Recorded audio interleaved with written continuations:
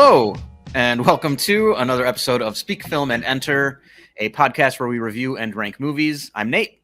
And I'm Adam. And today we've got the July Roundup for you, beginning of the month again. So we get to everything we watched the last month. And, normally what we do on this podcast is we review new movies, occasionally an old movie, but we also watch a lot of other stuff that we don't review. And this is where we like to talk about those movies, or some of them at least. This is that forum, yeah. Yeah, exactly. So today we're going to go through 4 categories to kind of give this some type of structure. And that's going to be best new watch, best rewatch, dud of the month, and then anything miscellaneous that you just want to talk about at the end that maybe didn't make it into one of the 4 categories. So with that out of the way, Adam, do you want to start or should I? I could definitely start. Also to note, we are without Dylan today. He's busy. For lack of a better word, there you go. Yep. It's the first of the month. We don't have time to. We can't wait. You're busy. You're busy. No. We'll go without the roundup's got to come out. Indeed. So my first movie, which is the best new watch category. We did review this one, so it's a little bit of a repeat. But this is Marcel the Shell with Shoes On. Yes, we will link to that video right here as well. So yeah, I'm not going to say too much about it because I think you should just go see it and experience it. I've recommended it to a bunch of people. I threw it on my Facebook. It's just like, you need to go see this. And I got a couple like independent text messages like, bro, are you kidding? Or like, are you serious right now? Like, what the hell are you talking about? Because it's not playing everywhere. It started here in the indie theaters or the smaller theaters, and then made its way to like AMC for like a week or something like that. I don't even know if it's still playing. But I told everybody I could think of to go see it. I spoke it on Facebook and put it into existence and said, go see this movie. So it's just adorable. It's introspective, retrospective. It's just interesting. There's a lot of correlations, I think, to personal life, to what's going on in the world, without even like trying to relate to that stuff. I mean, I tend to put that kind of spin on a lot of things. It feels so effortless. Exactly. It just feels, it's profound without being preachy, sort of, in a way. And it's just simple, and it's those simple lessons that carry over that you can apply to everyday life. And I think that's what makes it so, to me, universal. So Marcel the Shell with Shoes is my best new watch, and I think you should all go see it. Yeah, I wholeheartely agree with that. I'm trying to scoot forward. There's an indent. There's an indent on the same map. problem. Yeah, so like I get here and then it just wants to go right. It just goes back. Yeah, exactly. And I was trying to get the height right too. Yeah. So I guess I'm stuck right in this spot. It won't let me move. It's just gonna filter me right back into it. For me, we got the wide shots today anyway. Yeah, that's true. I had 3 new watches that I gave 4 out of 5 stars to. Ooh. Actually 4, but this other one I'll talk about later because it's a brand new movie. So I got a couple new ones that I like that we haven't reviewed yet that I want to get to at the end of this. But Gotcha. So the first one I want to mention is a movie from, God, what is the year? 1974, called The Parallax View. Okay. That was The Parallax View, for anybody who didn't hear that when Adam was woeing to whatever I said. I don't know. I said the year and you kind of... Oh, I didn't. I thought I was... It doesn't matter. I thought I'd just repeat the name of the movie for a second. The Parallax View, like Parallax? Correct. Parallax. The Parallax View. And this is part of kind of a unofficial, like they're not connected, but a paranoia trilogy from the director who made All the President's Men. Okay. So it's this, All the President's Men, and a movie called Clute with, I think, Jane Fonda and Donald Sutherland. I could be wrong about that. But I haven't seen Clute yet, but I finally watched The Parallax View. And the description is, as American as apple pie, an ambitious reporter investigating a senator's assassination realizes witnesses to the shooting are systematically dying and discovers a multi-million-dollar corporation which serves as a front for the recruitment of political assassins. Wow. Yeah. Jesus. This was made in the 70s? And we just forgot about stuff like this? 1974. I mean, like, post-Watergate, 70s, government paranoia. Warren Beatty plays the reporter. And a lot of other older actors that I wasn't super familiar with. But this movie's really good.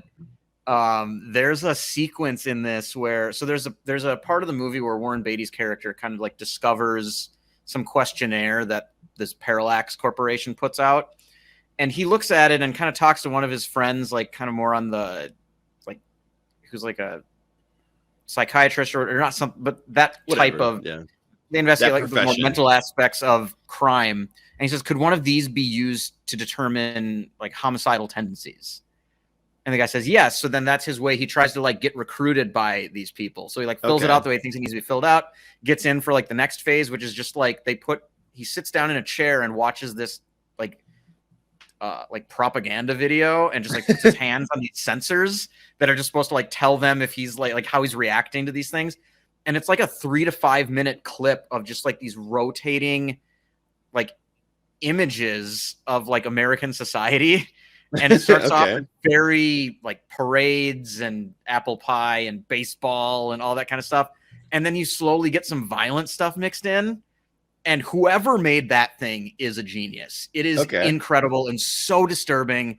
This movie constantly surprised me with the twists that the plot took. It has one of the funniest bar fights I've ever seen in a movie, which was also just surprising. This is really, really good. It just left Criterion, and that's why I finally got to it. But if you ever get a chance, and I'm sure you can rent it on Prime or something. Yeah, you can rent it on Prime. It's $3. I just looked it up just to make sure. Highly recommended. I really, really like this. And then I wanted to talk about this one first because I also went through this month and watched quite a few British period pieces. Okay.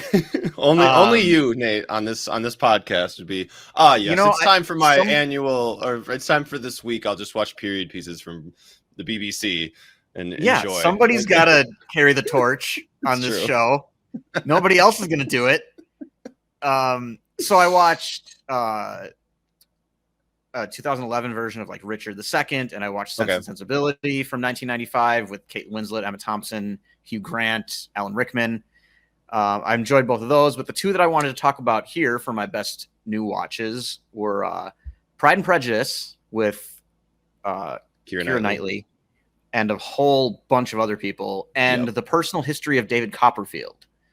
That just came out, and I think I remember you talking to me about that like the day before you watched it. You were like, I'll start with Pride and Prejudice. Okay. So I've seen a few. I've never read a Jane Austen book, but I've seen a few of her adaptations. Like you and I went and saw Emma when it came out with Anya Taylor-Joy, which I really enjoyed. That was good. Love and Friendship from like 2016 with Kate Beckinsale is one of the funniest movies I've ever seen. Love Kate that. Beckinsale. So. Yeah. And so Pride and Prejudice. Also, Keira Knightley is just one of my favorite actresses ever. And I've just been meaning to watch this for so long. And so I finally got to Pride and Prejudice. I know there's the beloved BBC miniseries from the mid-90s with Colin Firth, I think. It sounds right. He's British. That could be it. Yeah. I did not watch that. It's 6 hours long. So I watched the 2-hour movie it's a miniseries, like I told you. The other one is. Yeah, but still. I think it's Colin Firth. I should confirm that. But this one, the cast, Keira Knightley, Matthew McFadden, Donald Sutherland, Judi Dench, Tom Hollander, Rosamund Pike, and then Jenna Malone. Okay. Rupert Friend is in it. Carey Mulligan is in this movie as one of the sisters. Got some good names here. Brenda Blethyn. I can't remember how to pronounce her last name, but an amazing cast. I just really enjoyed it. It's one thing I like about these is just the dialogue's usually really witty.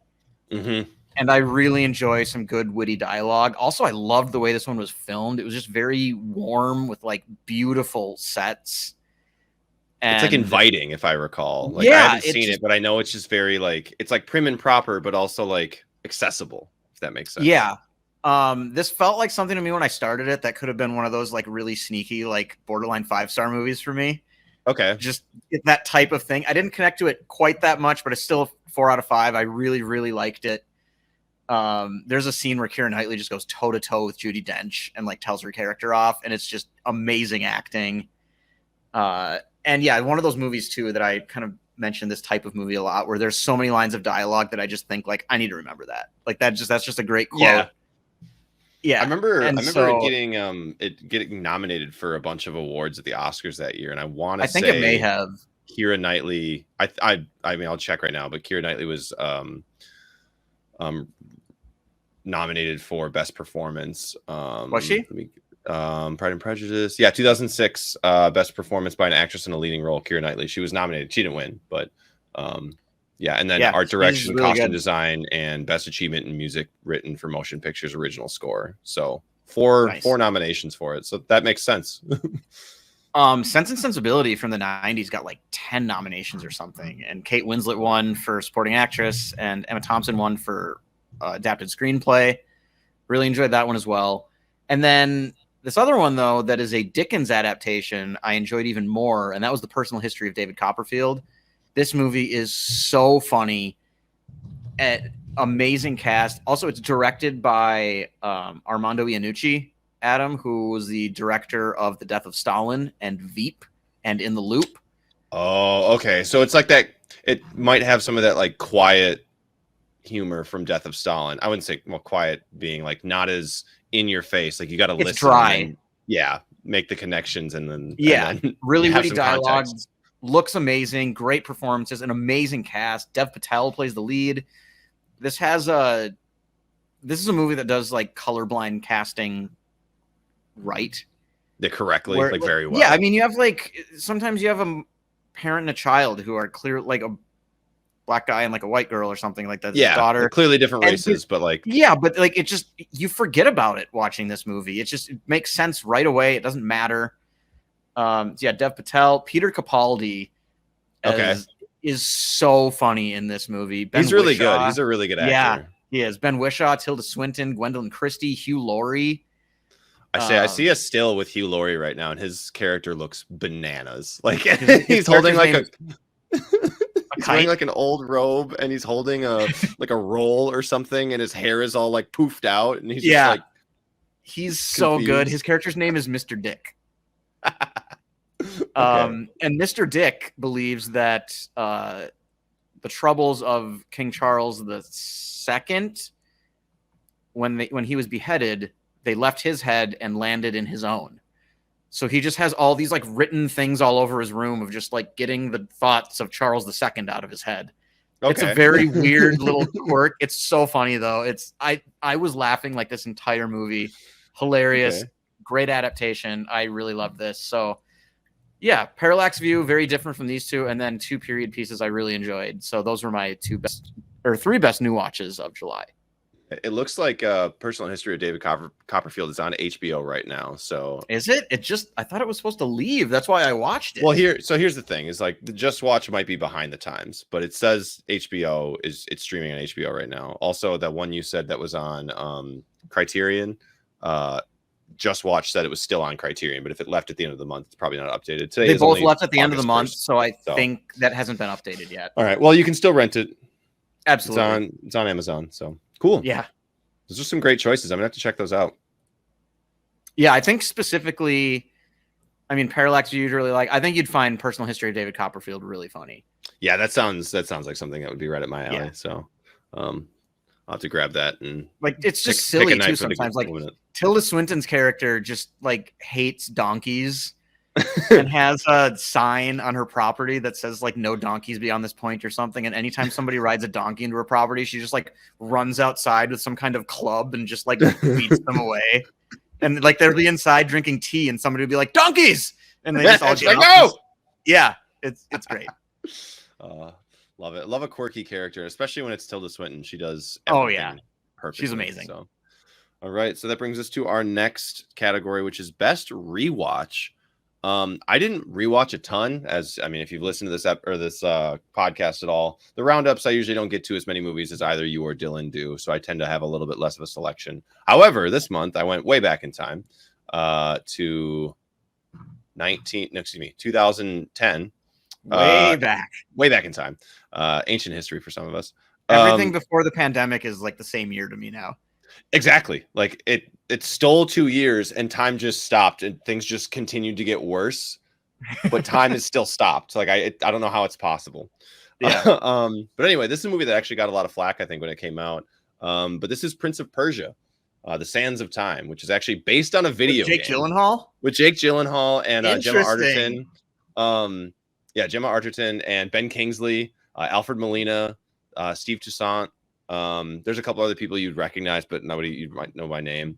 So this is based on a video game, which almost never goes well, or vice versa. Video games based on movies never do well.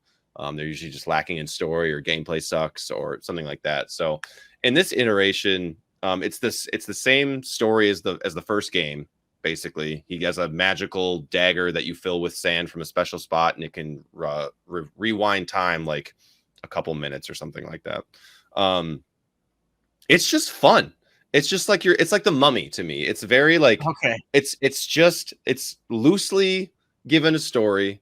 There's like your main hero, the main girl, and then, like, you know, that problem he's got. Her dad is some important guy he's got to impress, or he's got to save something or whatever, you know, that type of movie. And it's just like the banter is fun between him and Gemma, or between Jake Gyllenhaal and Gemma. They look great. It's very true to the game as far as like the style that they chose, or like the outfits and stuff. It's not altogether bad. I think a lot of people hated the ending, which is whatever. Fuck yourself. Like, who cares? Like, it's just fun. Ben Kingsley's a fantastic villain, and you don't really like that twist at the end to get him to show his true colors after they kind of figure out what's going on. It's well done. It's Ben Kingsley. He's not a bad actor. He's amazing. And to him to be like that evil guy at the end that's trying to pull the strings and ruin the current kingdom so he can take over, I don't know. It worked for me. I like rewatching this movie because it's one of those things I feel like I could find on TNT when I was younger.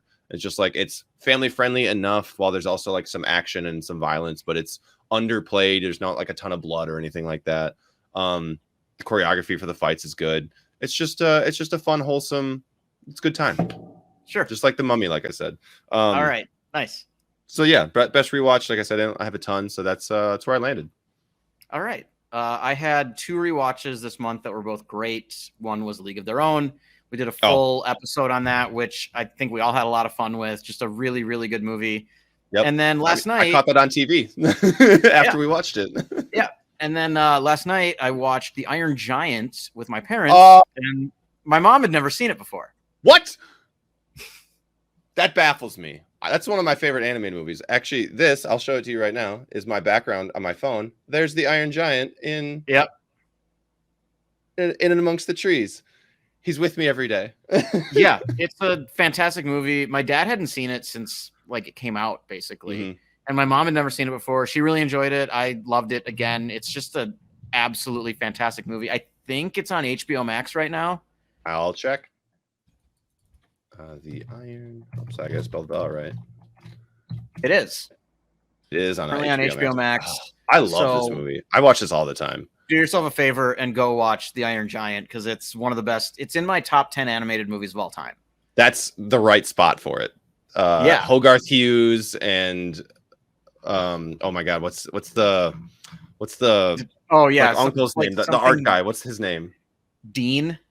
Yeah, Dean. Oh my god, what the hell? Who's he played by? Harry played Connick by the guy Jr. who was Will Smith's best friend in Independence Day. Yeah, he's played by Harry Connick Jr., which is just hilarious. Like, so it is my number 7 animated movie of all time. What's 6 and what's 8? That's what I was just going to tell you. Between I have The Lion King at 6. Okay. And Fantastic Mr. Fox at 8. Okay. All right. That's good company. That's very good company. Yeah. I'm glad you have this high, because this is one of my favorite animated movies of all time. Mm-hmm. I think the message is fun, or is good. I shouldn't say fun. I think the ending is fantastic. Yes. I'm so happy you have this. This is such a great movie. This movie's fantastic. So yeah, those were my 2 best rewatches, and then we can move on to Dud of the Month.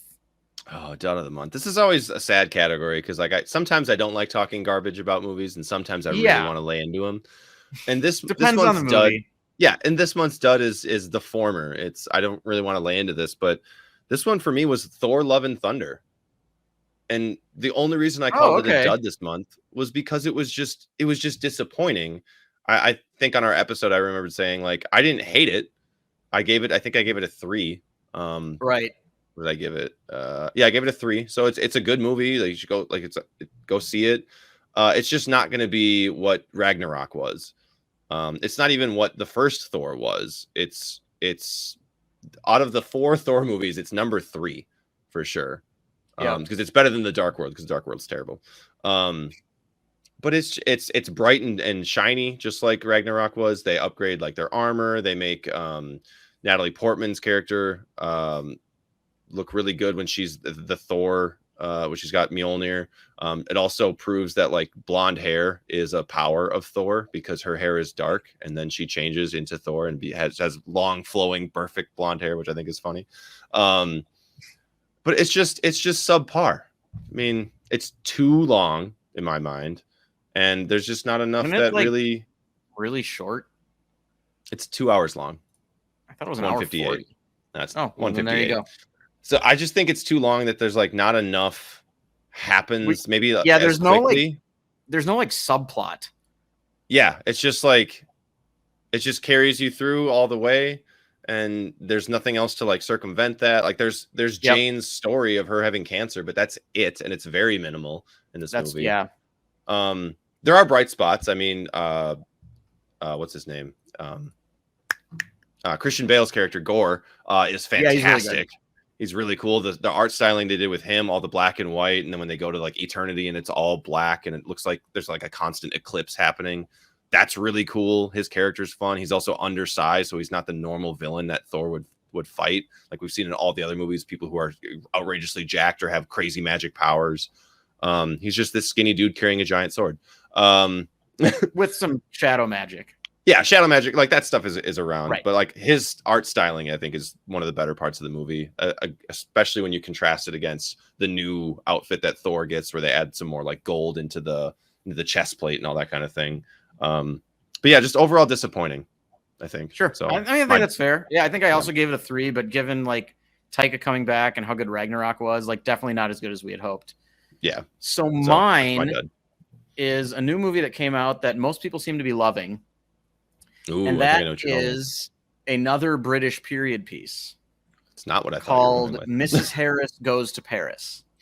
Mrs. Harris Goes to Paris. I've heard of it.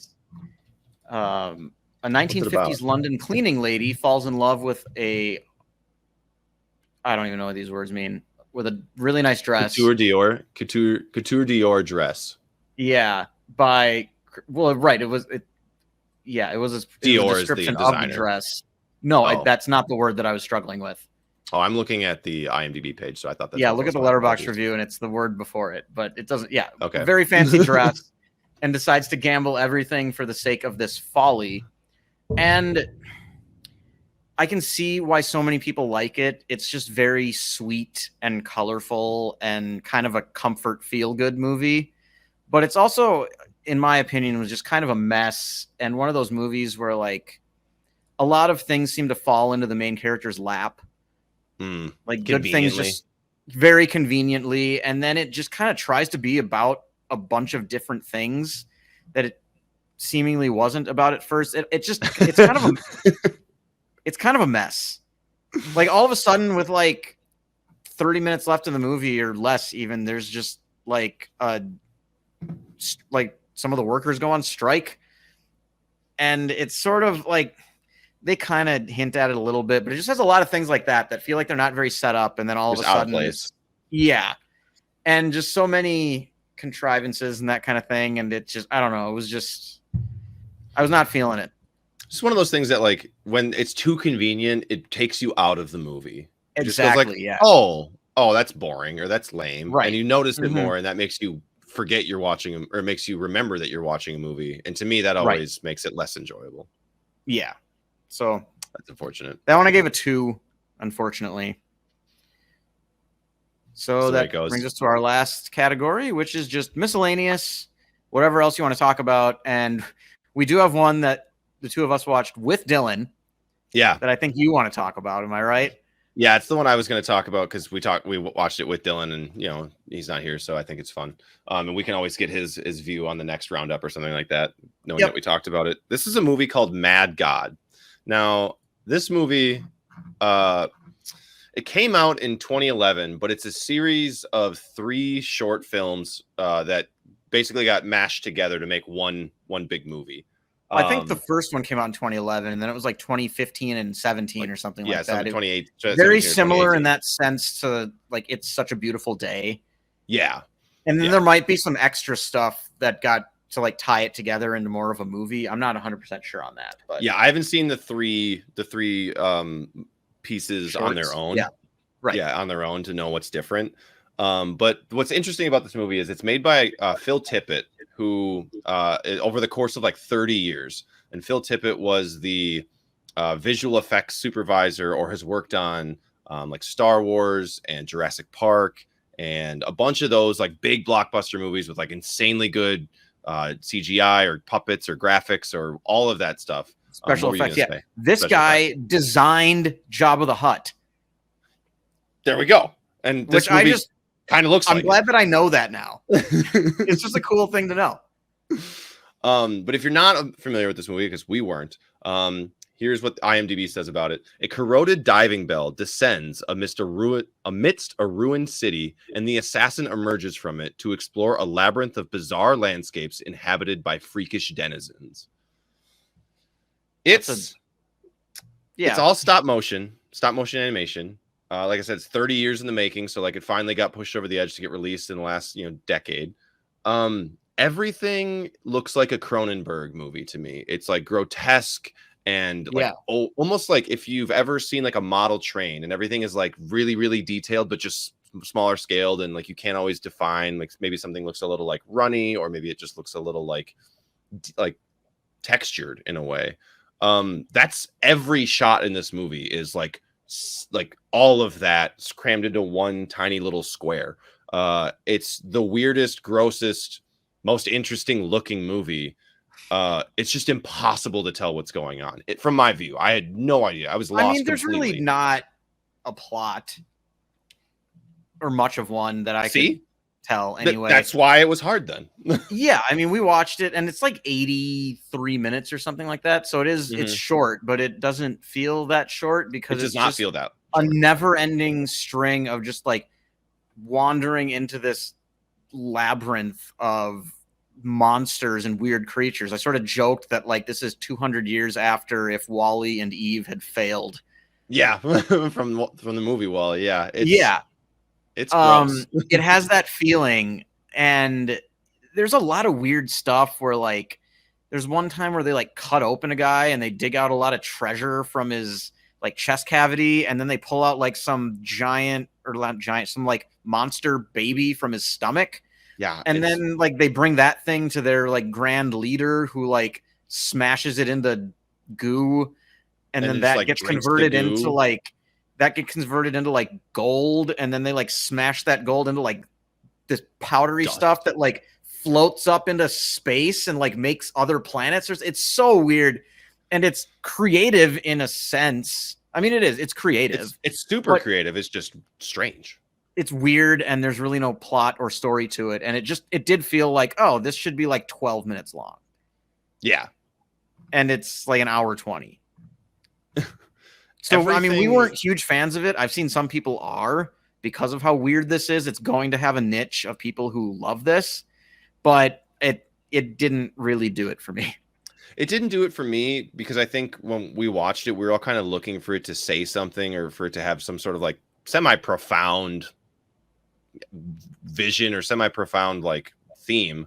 And it just ends up being, I'm sure it is too. The intent is there. Yeah. I guess I just didn't get it, so I can't appreciate it that way. Everything looks really, really good. Everything, like all of the designs for all these creepy, disgusting creatures, is so good and so above anything I think we've seen in, I mean, most, I would say, mass media. This is definitely designed for a small section of the population. Yeah, for sure. It's almost like if you took like The Nightmare Before Christmas and just gave everything like 2 more eyes and 8 more arms. Like it's just everything just looks, added a lot more like goo. Yeah, like the blood looks like it's like jelly in this movie. So that's like it's just like thick and coagulated and stuff, and it's that type of look. And things just like vomit all the time. Yeah. It's just it's gross. It's gross to be gross. So right. If you've seen the show Rick and Morty, there's an episode where they go to Cronenberg world, and that's essentially what this movie looks like. Is that section of that episode. So, something just had to talk about because it was so strange from what we've seen. I can't wait to hear what Dylan says. I'm sure it'll echo some of the same stuff, but I think we were all kind of on the same page. Yeah, as far as Mad God went. Yeah, so that was my miscellaneous thing I just had to talk about. Yeah, so I've got 2 more 2022 movies that I saw in theaters. Okay. The first one is one of the best comedies I've seen this year, which I gave 4 stars to, and that is called Official Competition, starring Penelope Cruz, Antonio Banderas, and Oscar Martinez. And basically it's about a billionaire who's gotten some bad publicity decides to get back in the good graces of the public to finance a movie. And he wants it to be the best movie, so he spends a bunch of money getting the rights to this Pulitzer Prize winning novel.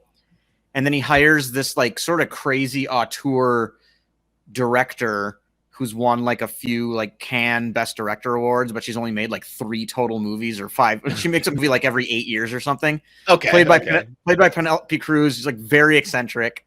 And then they bring in the 2 best, like most famous Spanish actors who have never worked together before. And it's like the archetype of the like theater actor who's also a professor, who's like a method actor who takes it all. It's art. An artist. It's very serious. Like always wears like a turtleneck and it's like very like Well, it actually means this it's one. Very pretentious. And I would swirl my wine and all that shit. And then the other version, the other guy is played by Antonio Banderas. So that's Oscar Martinez, and then Antonio Banderas plays, like sort of the pretty boy, like famous actor that everybody loves who wins like a bunch of who wins a bunch of like Golden Globes every year. Gotcha. Just beloved by the public. And so it's kind of like if you threw like Daniel Day-Lewis into a movie with like, I don't know, like Brad Pitt. Maybe, or like Ryan Gosling, or I was going to say maybe Ryan Reynolds, but he's not even to that level. It would be like maybe, What about like Brendan Fraser? I mean, like everybody loves Brendan Fraser. Well, he's nothing like he's not a movie star though. Well, not anymore. Say. He's the Mummy and stuff was coming out. He was pretty hot. Yeah, but I'm talking about like a super good looking, like this guy's in the movie. I'm gonna go see it only for that reason. Movie star. Oh, gotcha. And he has a very different. He's a performance actor. He's like there to please the crowd. Yeah. And this is one of the funniest movies I've ever seen that makes fun of artists. They're ridiculous people, and they all take themselves so seriously. And I saw this with our friend Steve over at the Main in Minneapolis, and I was expecting it to be funny. It was I was laughing like almost the entire movie. It's just so ridiculous, and the way that they interact with each other. Most of the movie is just those 3 people doing rehearsals. Because the 2 guys play 2 brothers who are like kind of at odds. Like one of them killed their parents in a drunk driving accident and is in jail. So like the 2 brothers are like there's they don't get along as much anymore. Yeah. And it's, oh my God, it's different. It's in Spanish. It's very dry humor. But if this sounds interesting to you, I would definitely recommend it. And then the other one, I also think I'd recommend Official Competition to you for sure. I also recommend this other movie that I just saw yesterday morning.